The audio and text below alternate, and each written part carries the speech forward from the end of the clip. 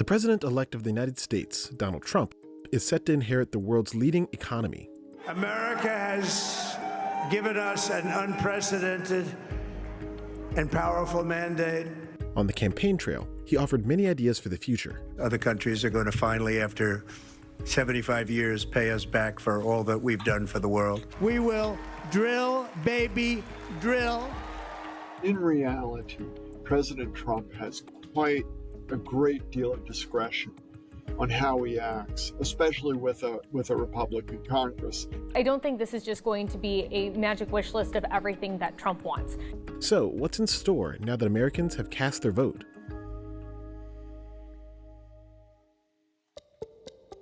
Many Americans voted with their wallets in this election. Consumer prices have increased over 20% since February 2020. I bet most Americans under the age of 45 or 50 have never experienced inflation until this last episode. And I don't think they realize that would basically take a recession, even a depression in the United States, to restore the price level to what it was in 2019. Managing prices in the United States is typically left to the Federal Reserve. The Fed's policies affect the cost of borrowing money, which in turn influences how likely you are to get a job or afford rent. President Trump may look for more control there. I made a lot of money. I was very successful, and I think I have a better instinct than, in many cases, people that would be on the Federal Reserve or the chairman. A politicized central bank is generally associated with higher rates of inflation, and it ends up hurting the U.S. and it actually ends up benefiting the rest of the world because you essentially get capital outflow from the United States. Trump getting... Something they highlighted a bit before was how for younger Americans, this is definitely something that is a newer phenomenon that we have experienced, something that we are really getting impacted by in a big way at this moment. Obviously, in the 2008 housing bubble and like the Great Recession, folks definitely were impacted by that. And so some of those folks on the higher end of that age range, kind of going up into that like mid 40s, would have potentially been impacted by it. But this has definitely been a huge inflationary period. And so certainly something that I know made a lasting impression for myself going through it and being fully employed in my career, actually having everything set up definitely had its own unique challenges and different ways in which I approached it and how it impacted me personally. And so I've definitely become more aware of the economy and my own financial situation in the more recent years, whereas much earlier in my life, I was just getting by for the most part. And so things like inflation or other things weren't really things that I was paying attention to. And that might be the case for some of you out there, where if you're just trying to make ends meet, like whether a gallon of milk is $2.50 or $3.50, the problem is still the problem. Maybe how you try to go about resolving it is slightly different, but like the problem is still there. And so that's where things shift over time. And another thing that I want to highlight around inflation is, at least from the sense that I've gotten from some other content and social media that I've seen, some of the things that I worry that I think might be lost on some Americans is that inflation is actually impacting everybody in the globe at this point in time. And actually, America is doing some of the best with the inflation at this point in time. And so I think that there is a default negative connotation of inflation and probably the current president and the Democratic Party based off of what has happened with inflation at this current point in time. But my personal perspective is inflation was probably going to happen at this time anyway, with all the things that are happening around the world. And who was the president at that time probably made very little impact on it. And it was just bound to occur given everything that happened with COVID, supply chain issues, with some of the increased like military presence in various countries and the wars that are kind of going on. This was bound to occur in some capacity. And so now that the Federal Reserve has been increasing rates and we've kind of just gotten to a peak, personally, I would expect it to get better in Trump's presidency that's upcoming. But I also probably would have expected that to be true for any president in that timing of when it gets worse, the Fed actively takes measures to make it improve. And so it takes time to get that corrected and then get back into a healthy spot. And so I think that's what we're approaching at the end of this year. And so likely by the time Trump actually starts his presidency, things will start to be in a pretty good spot for the economy for him to then take over and try to make things even better. But I do think that's something that I want to make sure folks are aware of. Inflation is not just an American thing. And if anything, America's actually been doing, broadly speaking, quite well in this time frame, especially compared to other countries. And I think that is something that might be lost on some folks because they are seeing the struggle that they have and the individuals next to them have. But some of the struggle that is happening in some of the other countries are far worse than what we have it in America at this point in time, even though certainly a portion of our population is very negatively impacted by this, but the percentages and the number of impact and how large those impacts are in other areas are also quite large.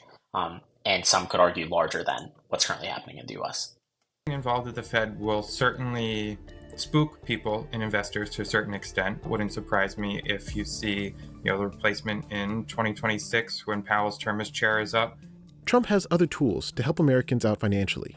One idea called for leaving about 93 million Americans off the hook for at least a portion of their federal income taxes. I think when he proposed eliminating the income tax and just having tariffs, there was sort of like an oh my gosh moment for everyone. I mean, we've seen this with Trump before, right? He throws out this really bold idea, but then by the time it actually starts getting implemented, by the time he's talked with more people about it, you see it kind of transform.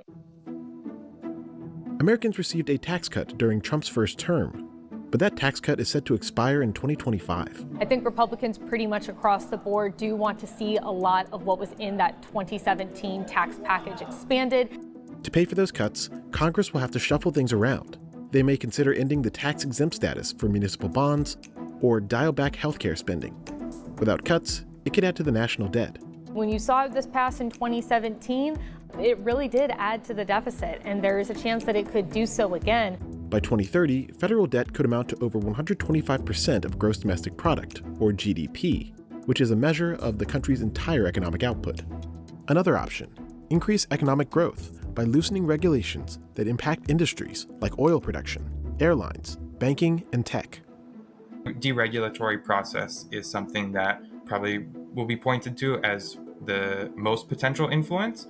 The economy is so many things in so many places that's open to so many foreign influences that the extent to which Trump alone and his White House alone can shape that, I think, is often overstated. Trump has also called for tariffs of 10 to 20% on imports arriving in the United States and a higher tariff on Chinese goods. The higher the tariff, the more likely it is that the company will come into the United States and build a factory in the United States so it doesn't have to pay the tariff. The goal of those tariffs is to generate revenue and bring industrial jobs back to the United States. Ironically, this would not promote a revitalization of the industrial sector. Those sorts of things will raise the prices of all kinds of industrial inputs. And so that will make it harder to produce industrial products in the United States. It will also tend to push down investment. Those tariffs. So it seems like they're just about to cover this right now, but just wanted to cover tariffs again a little bit for folks who are just seeing this for the first time. And so tariffs are a way that you can basically enforce a increase in cost on a particular good in a particular sector, or especially for other countries. And so what happens is basically this is a tax that they charge for those goods, and this basically raises the cost of that good in your country. So the way this would work would be like, let's say if you have a phone made in America and a phone made in China. If the phone made in China is cheaper than the phone made in America, then you could basically add a tariff on top of the price of those goods to basically force the price of that phone in China to be increased. And theoretically, you could get this to a more even scenario, or even you could try to get the prices to be so high that they are more expensive for the Chinese version of this good, for instance, versus the American good. And what would happen is that this would net increase the prices for consumers, as they seem to be about to reference here. And the next step of this is that basically this would then divert some of your cash that you were spending from basically Chinese manufacturers in this case to American manufacturers, which is what Trump is highlighting. But there's also other factors at play. So not every good that is made in America is also used from like raw materials. So I think an example of this is if you take like a pencil, for example. A pencil has like wood, it has like graphite, it has rubber, it has some metal for a standard like number 2 pencil. And so if that pencil is manufactured in China, they are assembling all those pieces there. But that doesn't necessarily mean that's where you get the wood, the graphite, the metal, the rubber from. And so if you force manufacturing to happen in America, what could happen is that basically with some of these tariffs is maybe the American manufacturers are potentially paying for wood or rubber, etc., from China or from another country that has tariffs on it. So this could mean that the American manufacturer is paying basically that increased amount for a raw material or a partially manufactured material from another country, and that could increase their price and overhead in order to manufacture that good, and could also therefore increase their own prices. So this is something that has a lot of other aspects that it impacts that could muddy the water a bit on what could happen with these. And so it would be hard to say for sure if you add a tariff that definitely this will add jobs as they're highlighting.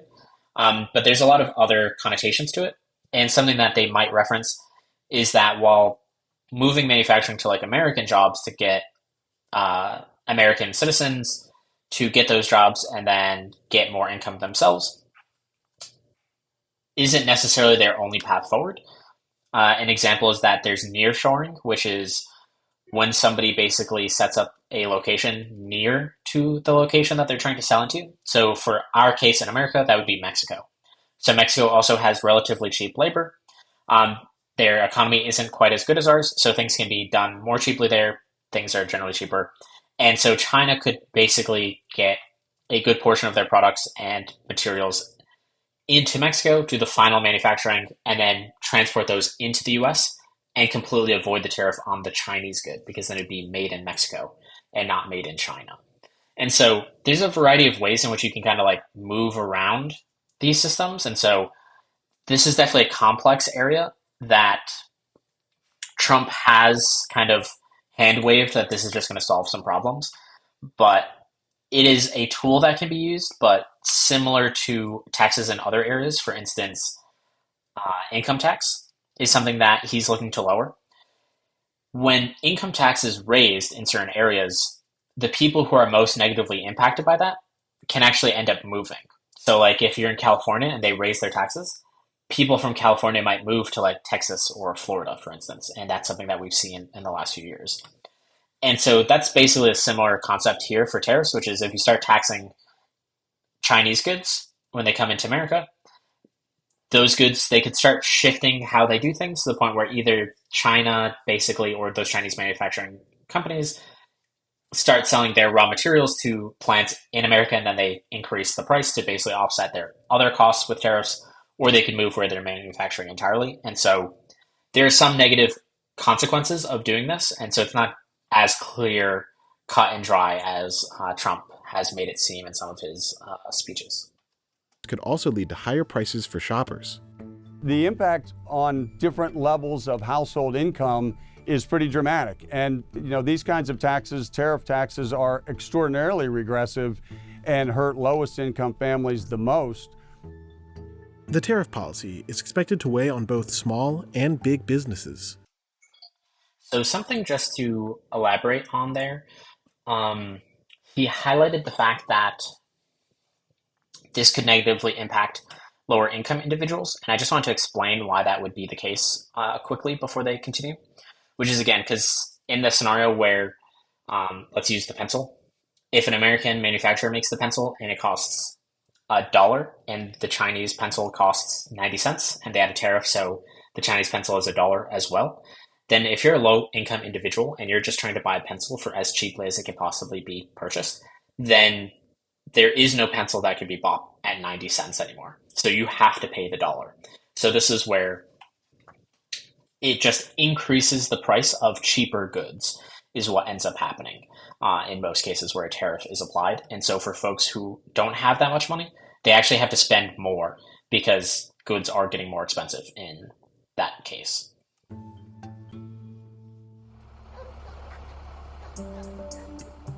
The president-elect's promise to deport undocumented people could have a far-reaching economic impact. On day one, I will launch the largest deportation program in American history. There's estimated 8.3 million undocumented workers in the United States right now. If you pull them, any substantial number of them out, it will have large negative effects in the U.S. economy.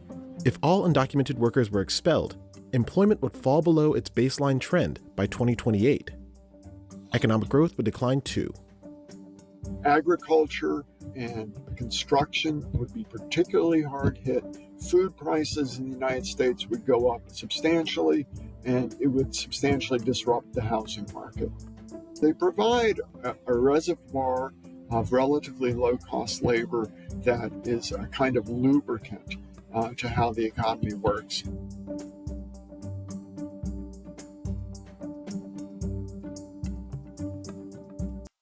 So something I want to touch on there really quickly, they talked about deporting individuals and how that's kind of like a low cost reserve, I think is what they had, of labor. And I think to some of their remarks that would be true. Obviously, if you have people who are working and you prevent those people from working in your country, your GDP is going to drop, which is basically like how many goods you can make, how much money you earn. That would be true for any worker. So that would just be saying, if we just arbitrarily prevented people from working, I guess let's go in a positive case here. Like, let's say they reduce the retirement age. This would just make our oldest workers start to retire early. We would then shrink our labor force, and then therefore the number of goods we make, how much stuff we make, how much money is coming in would be reduced here. And I don't know if that was, they didn't really give a solution there. They kind of just said it would be reduced. And so they sort of implied like not to deport those people. From my personal perspective, obviously everybody should try to enter a country legally, but it is tough in America.